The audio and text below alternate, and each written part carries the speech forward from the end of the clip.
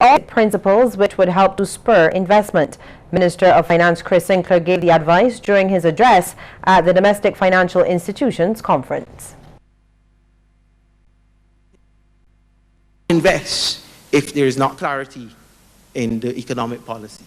Investors will not invest if there is not stability in the financial system. And we know for sure investors do not come where social and political upheaval or instability exists. Those are the basics. Those are the things that we ought to keep watch on. Mr. Sinclair also expressed the view that preferential treatment should be in place for countries with small, vulnerable economies to help offset the burden of compliance.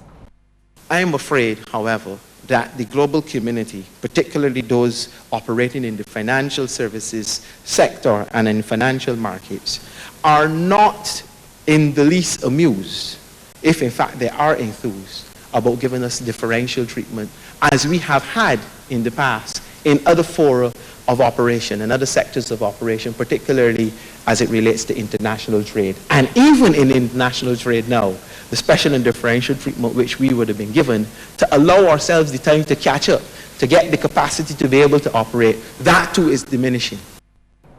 Well, for the past 4 years, there has been an increase in registrations of international insurance companies.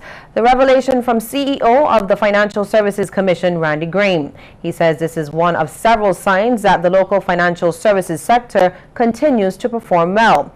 He also notes this has been the result of efforts to promote growth in the non-banking financial sector.